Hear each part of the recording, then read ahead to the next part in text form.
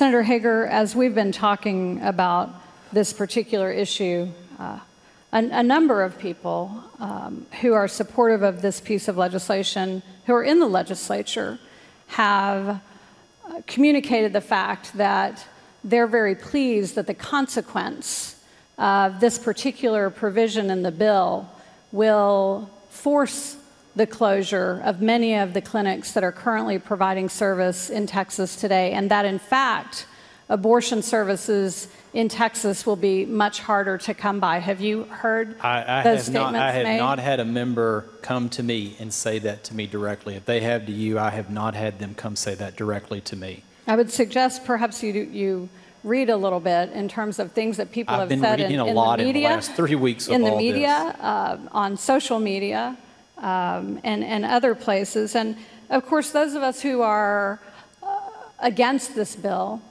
believe that the provisions, particularly taken as a whole, are creating an environment that truly does put women's health at risk in Texas, and that the worst case scenario, or even the half of the worst case scenario in this particular provision of the bill, is going to create a very, very real problem. And I will end just by reminding you of a sentence in a letter that we received from people who know this arena far better than you or I, people who should be left to make the decision-making in this arena in terms of what creates a safe standard of care for women in Texas, and that's the American College of Obstetrics and Gynecology. And they close a letter that they wrote to us on June the 12th by saying, "We fear that excessive regulation leading to clinic closures will significantly risk the health of women.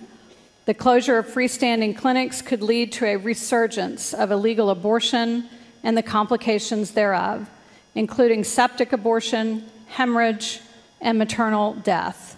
This would represent a significant step backward for the health status of Texas women."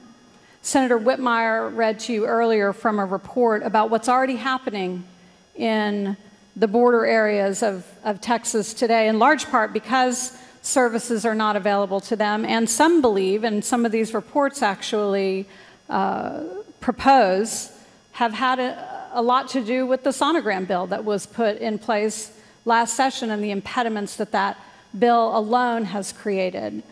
I'm very concerned that added together with that, this bill is creating a situation where women in Texas today not only will not be made safer, but they will absolutely be at risk of their health. And I stand very strongly against it. Thank you, Senator Hager. Yes, thank you, Senator Davis. I appreciate your passion and dedication.